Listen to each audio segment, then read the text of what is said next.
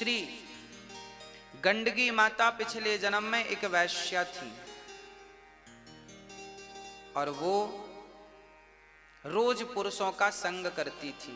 आज ये पुरुष कल वो पुरुष। अब वैश्या तो यही करती है, दिन में 4-4 पुरुषों का सेवन करती है। एक दिन उस गंडकी वैश्या के घर कुछ महात्मा आए। महात्माओं को, साधुओं को प्रणाम किया वैश्या ने और संतों से कहा, महात्मा जी देखो, हम वैश्या हैं, हम पर भी ऐसी कृपा करो कि हमारा भी उद्धार हो जाए, क्योंकि हम जैसी गलत स्त्रियों का भला कैसे उद्धार होगा, हमारे भी उद्धार का कोई साधन बता दो। तब संतों ने कहा, देख, यदि तू अपना कल्याण चाहती है तो ये वैश्यावृत्ति छोड़ दे। उस महिला ने कहा, महात्मा जी आप जो कहेंगे मैं कर लूंगी, पर अब मेरी आदत हो गई है, मैं ये वैश्यावृत्ति नहीं छोड़ सकती, मुझे कोई दूसरी आज्ञा दो जिससे मेरा उद्धार हो जाए। तब गुरु साधुओं ने कहा कि देख, सूर्य अस्त होते ही तेरे घर जो भी पुरुष आ जाए उस पुरुष को अपने पति की तरह सम्मान देना, पति की तरह प्यार करना, और वो पति नहीं परमेश्वर है इस भाव से उसकी सेवा करना। जैसे एक पतिव्रता नारी अपने पति को भगवान मानकर सेवा करती है, ऐसे ही तू, तेरे घर जो भी सूर्य अस्त होने के बाद जो भी पुरुष आ जाए उसे भगवान मानकर उसकी पूजा सेवा करना। ये कहकर गुरुजी चले गए। अब वो वैश्या ऐसा ही करने लगी। सूर्य अस्त होते ही उसके घर जो भी आ जाए बस उसके पांव धोती, उसको भोजन कराती और बढ़िया पति की तरह, भगवान की तरह उसका आदर सत्कार सम्मान करती। चूड़ियां पहनती, मांग भरती, बाले पहनती, पूरा श्रृंगार करती, हाथ रचाती और पूरा श्रृंगार करती, और वो पत्नी बनकर उस पति के साथ व्यवहार करती। ऐसे करते करते काफी दिन बीत गए। चूंकि उस वैश्या ने अपने गुरु वचनों पर विश्वास किया तो भगवान एक दिन रीझ गए, उसके विश्वास पर रीझ गए। याद रखना, भगवान जब भी रीझेंगे तो आपके विश्वास पर रीझेंगे। भगवान एक दिन रीझ गए और आज उस वैश्या के घर शाम को भगवान ही एक पुरुष बन करके आ गए। शाम हुई तो पुरुष, सामान्य पुरुष बन के भगवान आए। अब जैसे ही गए तो भगवान रोज की तरह वो उस भगवान जो पुरुष बनकर गए उससे उस वैश्या ने अपना पति मान लिया। आइए, आज हमारे पति आप हैं। अब फिर उसके नाम की मांग भरी, उसके नाम की चूड़ी पहनी, उसको पांव धोकर उसको प्रणाम किया, आप हमारे पति हैं आज रात के लिए, जब तक सूर्य उदय नहीं हो जाते। ऐसे गुरु का आदेश है। अब भगवान तो भगवान है। अब गंडकी पांव धोती और पूजा करती। रात के 11-12 बजे भगवान के माथे पे दर्द हुआ। भगवान तो छलिया है, लीलाधर है, भगवान के माथे पे दर्द हुआ। भगवान रोने लगे, सुनो दर्द बहुत है। वो पत्नी बोली, वो वैश्या बोली जो कि अभी रात भर के लिए पत्नी थी, मैं डॉक्टर वैद्य जी को बुलाऊं? ना ना ना, भगवान भी छलिया कम है क्या? हाथ पकड़ ली उसका, ना तुम मत जाओ हमें छोड़ के। अब बोली तो मैं क्या करूं? बोले मेरे तो प्राण निकल रहे हैं और सुबह होने के पहले भगवान मर गए। 4 बजे रात कोई भगवान ने मरने का नाटक किया, मर गए। वो पुरुष बन के आए थे भगवान, वो पुरुष मर गया। अब वैश्या ने, गंडकी ने देखा कि मेरा पति मर गया। अब वो रोई नहीं, बस अपने पति को गोद में लेकर बैठ गई। सवेरे लोगों को खबर लगी कि इसके घर कोई मर गया है, तो लोगों को लगा पता नहीं कौन है, चलो हम लोग ही अर्थी वर्ती तैयार करें। तो गांव मोहल्ले के लोग आए, अर्थी तैयार करी और भगवान को अर्थी पर लिटाकर चिता की तरफ ले चले। अब ये गंडकी पीछे पीछे चल पड़ी। लोगों ने कहा कहां जा रही है? बोले मैं अपने पति के साथ सती होना चाहती हूं। गांव के लोगों ने कहा ये तेरा पति है? बोली हाँ। गांव के लोग बड़ा हंसे, बोले वैश्या का भी कोई पति है? अब गांव के लोग क्या जाने किसका भाव क्या है। सब तो वैश्या ही कहते थे, पर वो तो पति मान चुकी थी उसे रात भर के लिए। अब जब चिता पर रखा गया भगवान का शरीर, तो ये गंडकी जाकर चिता पर बैठ गई और बोली खबरदार कोई आग ना लगाए। अपने पति का सिर, चूंकि वो भगवान थे, भगवान का सिर अपनी गोद में रख लिया और हाथ जोड़ के कहा, हे ईश्वर, यदि मैंने अपने गुरु वचनों पर विश्वास करके, यदि मैंने आए हुए पुरुष को पति मानकर सेवा की हो और पति की सेवा पर पुरुष पर मैंने कभी निगाहें न डाली हो, तो चिता में आग लग जाए। बस ये कहना था कि आग लग गई। चिता जलने लगी और जब चिता जलने लगी तो भगवान जो मरे हुए पड़े थे, उन्होंने एक आंख खोलकर देखी कि ये भागी तो नहीं, इसे गर्म तो नहीं लगा। पर चिता जलने लगी, लपटें बड़ी बड़ी निकलने लगी, पर ये तो आंख बंद करके बैठी है। अब भगवान समझ गए कि ये कच्ची नहीं है, ये तो पकी हुई है। तुरंत भगवान चतुर्भुज रूप में प्रकट हो गए।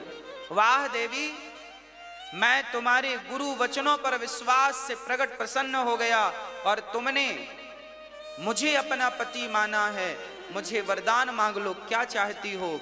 तब उस गंडकी ने कहा, हे नाथ, आज मुझे सबसे ज्यादा सुख मिला जब आपका सिर मेरी गोद में था। मैं आपसे यही वरदान चाहती हूँ कि सदा सदा के लिए आप मेरी गोद में विराजमान हो जाएं। बस ये कहकर उसकी आंखों से अश्रुधार निकले, तो उसकी आंखों के अश्रुधार से ही वो गंडकी स्वयं पिघलकर पानी बन गई और भगवान ने कहा, ठीक है, अब तू गंडकी नदी बनकर बहेगी और मैं तेरे भीतर शालिग्राम बनकर तेरी गोद में सदा सदा के लिए रहूंगा।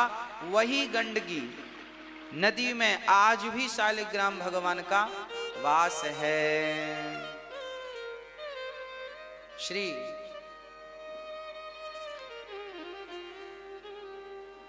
भगवान की अद्भुत लीलाएं हैं ये। आज इसी गंडकी के तट पर ये नेपाल में बह रही है। इसी गंडकी नदी के तट पर श्री भरत जी महाराज गए हैं और भरत जी बड़े प्रेम से गंडकी के तट पर केवल भगवान का चिंतन कर रहे हैं। नारायण नारायण नारायण नारायण, श्रीमन्नारायण नारायण नारायण नारायण।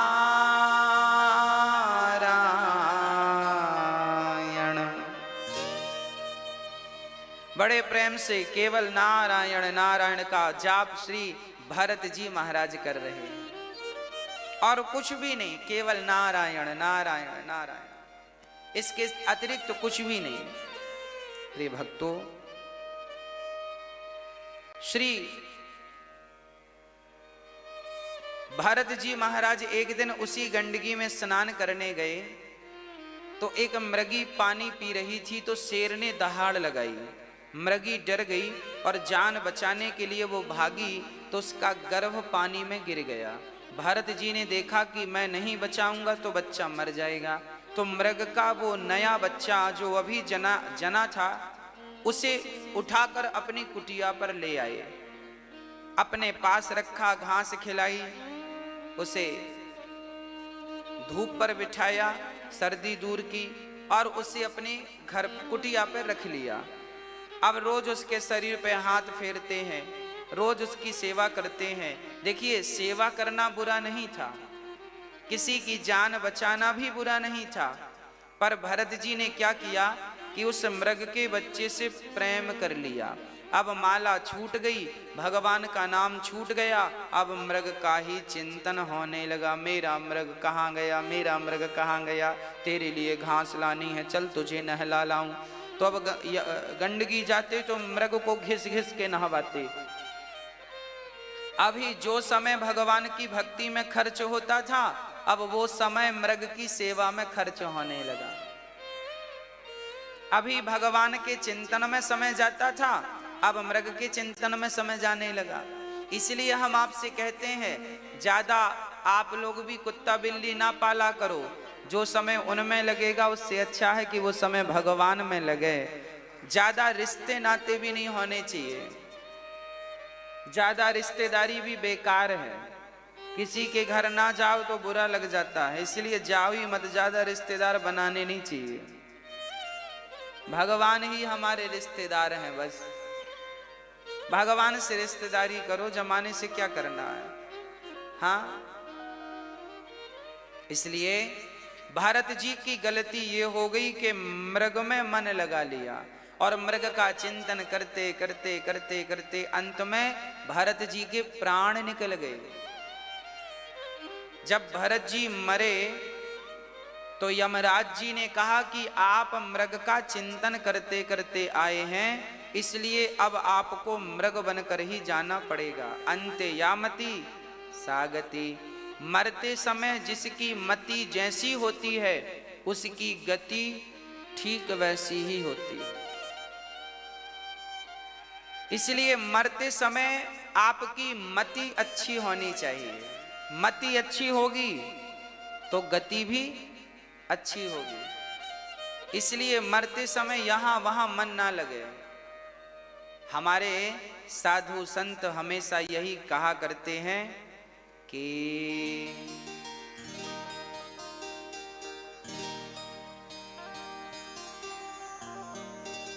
इतना तो करना स्वामी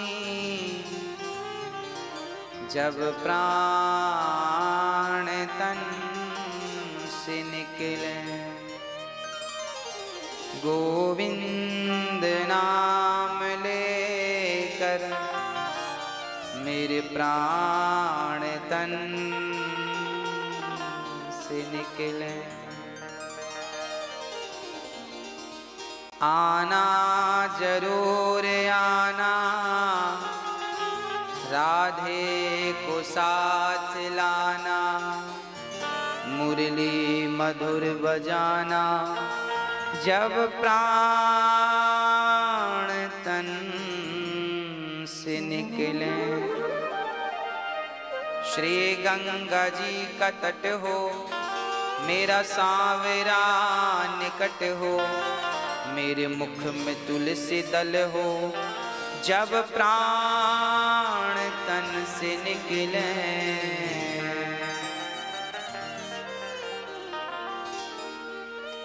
जब हमारी मृत्यु आवे तो भगवान से यही प्रार्थना करनी चाहिए कि हे नाथ, बस आपका चिंतन ना भूलें, हम निरंतर आपका स्मरण चिंतन करते रहें। भारत जी इतने बड़े ज्ञानी, इतने बड़े समझदार, देखिए उनकी गति क्या हो गई, मृग बन के आ गए जंगल में। उसी जंगल में उसी कुटिया को अब मृग बन के देख रहे हैं। लो, मैं कभी इस कुटिया में भरत बन के रहता था, अब मृग बन के रह रहा हूं। अब लो, अंते यामति सागति। आप लोग भी मन कुत्ते बिल्लियों में, आप लोग कुत्ते बड़ा पालते हैं आजकल। कुछ लोग कुत्ते को पालते हैं और बस दिन भर उन्हीं को घुमाते रहते हैं। हाँ, कुत्ते पालना गलत नहीं है, परंतु कुत्ते दरवाजे में ही अच्छे लगते हैं, आपके बेडों में अच्छे नहीं लगते, आपकी रसोई में अच्छे नहीं लगते हैं। कुत्ता मांसाहारी होता है, इसलिए उसे घर के अंदर प्रवेश नहीं दिया जाता।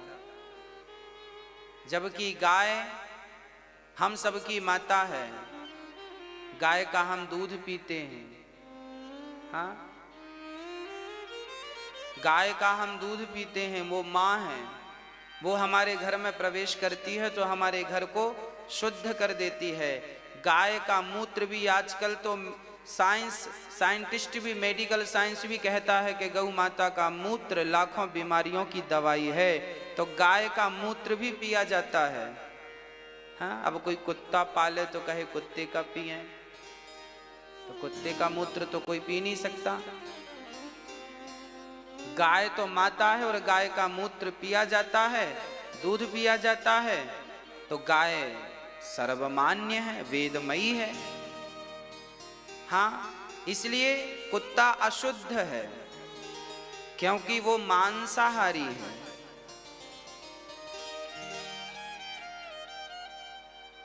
सबकी अपनी अपनी श्रेणियां हैं, है ना? सबकी अपनी अपनी श्रेणियां हैं। तो आप मन कुत्तों में ना लगाएं, पक्षियों में ना लगाएं, मन किसी में ना लगाएं, ना पत्नी में लगाएं, ना पति में लगाएं, ना जमाने में लगाएं। आप सीधा मन केवल भगवान के चरणों में लगाएं, है ना? भगवान के चरणों में मन लगाएं तो कल्याण होगा। भारत जी ने जो गलती की, देखिए भारत जी की ये कथा भागवत में क्यों लिखी है? भारत जी की कथा भागवत में इसलिए नहीं लिखी कि हम सुनाएं और तुम सुन लो, खत्म बात ना।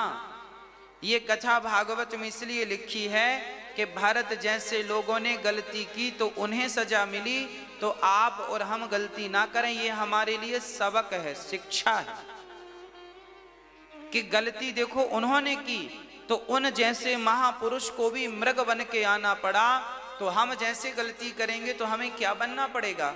इसलिए आप बिल्कुल मन यहाँ वहाँ ना भटकाएं, मन यहाँ वहाँ ना लगाएं। मरते समय हम तो कहते हैं मरने का इंतजार जब होगा सो होगा, मौत जब आएगी सो आएगी। मन अभी से भगवान के चरणों में लगाना शुरू कर दीजिए।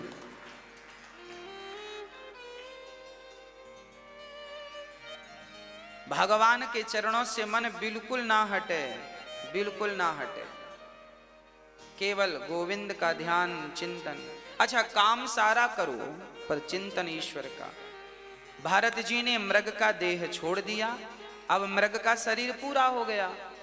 10, 20, 25 साल तक उनका, देखो 25 साल खराब हो गए, 25 साल, लगभग 25 साल के लिए उन्हें मृग बनना पड़ा। अब मृग की योनि जब पूरी भई तो फिर उन्हें तीसरा जन्म फिर से मिला मनुष्य का। ये जो मनुष्य का तन है ना मेरी माँ, ये हम सभी का एक अवसर है, एक मौका है। हम अपने मौके का सदुपयोग नहीं करते।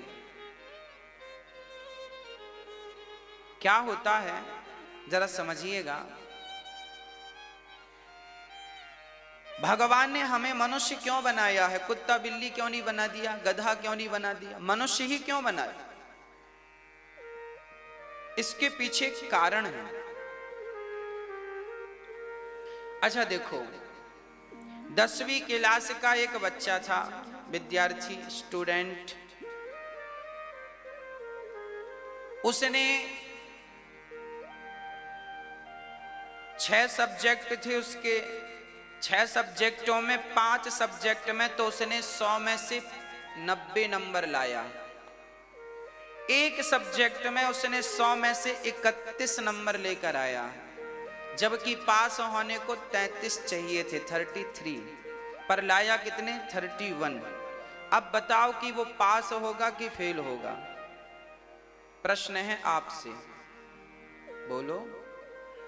5 सब्जेक्टों में 90 नंबर है, एक में 2 नंबर कम है, क्या होगा? फेल होगा। सीधी सही कहा आपने, फेल होगा। सिद्धांत कहता है कि वो बालक फेल हो जाएगा, परंतु जब उसकी कॉपी आखिरी बार जांची जाएगी तो आखिरी कॉपी जांचते समय जब प्रिंसिपल, हेडमास्टर जब देखेंगे कि भाई इसके केवल 2 नंबर कम है, बाकी तो अच्छा 90 नंबर लाया है बाकी सब्जेक्टों में, एक सब्जेक्ट में, तो मास्टर जी अपनी तरफ से 2 अंक जोड़ देंगे, जिसे हम ग्रेस कहते हैं। ग्रेस, जिसे हम कृपांक भी कहते हैं। वो पास होने के योग्य नहीं था, पर मास्टर जी की कृपा से वो पास हो गया। उसी प्रकार हम मनुष्य बनने के योग्य नहीं थे, पर भगवान ने अपनी तरफ से 2 अंक देके हमें भी मनुष्य बना दिया है। ये उन्हीं की कृपा से है। फिरत सदा माया कर प्रेरा, काल कर्म स्वभाव गुण घेरा, कबहु की नर करुणा कर देही, देत ईस बिनु हेतु सनेही। बड़े भाग्य मानुष तन पावा। ये बड़े भाग्य से जो तुम्हें मनुष्य का तन मिला है, ये तुम्हारे पुरुषार्थ से नहीं मिला, ये तुम्हारे बल से नहीं, ये तो भगवत कृपा से प्राप्त हुआ है। ईश्वर की सबसे बड़ी कृपा हम पर यही है कि उन्होंने हमें कुत्ता बिल्ली नहीं बनाया, उन्होंने ये सुंदर सा मनुष्य तन देकर के हमें संसार में भेजा है। और इस तन को पाकर भी यदि आप भगवान को ना याद करें, संसार में ही लगे रहें, तो हम जैसा अभागा कौन होगा। हाँ, इसलिए थोड़ा सा समय भगवान के लिए निकालिए। भरत जी तीसरी बार मनुष्य बनकर आए और उनका जन्म एक ब्राह्मण के घर हुआ। पिता ने कहा बेटा ये याद कर लो, बच्चे ने याद नहीं किया, तो भरत जी को लोगों ने मूर्ख कहना शुरू कर दिया। मूर्ख इसलिए नाम पड़ गया जड़ भरत। जड़ मतलब मूर्ख। अब वो कुछ अच्छा, उन्हें याद सब था, वो कुछ बोलना नहीं चाहते थे। उन्हें पता था कि यदि मैं ज्यादा बोला तो कहीं मैं पिछली जन्म की तरह मृग में मन लगाया तो उलझ गया, कहीं मैं बोलने चालने में मान अपमान में कहीं उलझ ना जाऊं, इसलिए वो चुप रहा करते। मौन रहो तो ही अच्छा है, कम से कम विष मत घोलो, बोलो यदि पहले तुम तौलो, फिर मुख को खोला करना, पुष्प नहीं बन सकते हो तो कांटे बनकर मत रहना। बोलने के पहले भी तौल कर देख लो कि जो शब्द आप बोल रहे हैं वो शब्द कैसे हैं। हाँ मेरी माँ, भैया जी, कुछ भी ना बोला करो, कुछ भी ना बोल दिया करो। बोलने के पहले विचार जरूरी है कि हम जो बोल रहे हैं उसके क्या फायदे हो सकते हैं, क्या नुकसान हो सकते हैं। शब्द ही ब्रह्म है। एक शब्द औषधि करे और एक शब्द करे घाव। कहते हैं हमारे शब्द ही औषधि हैं और हमारे शब्द ही घाव करते हैं। भर जाते हैं वो घाव जो बनते हैं गोली से, पर वो घाव नहीं भरते जो बनते हैं कड़वी बोली से। इसलिए ऐसे शब्द ना बोलना कि किसी के दिल में घाव हो जाए। किसी को घाव देकर आप भी तो प्रसन्न नहीं हो सकते ना। इसलिए शब्द संभाल के बोलिए, शब्द के हाथ न पांव। एक शब्द औषधि करे, एक शब्द करे घाव।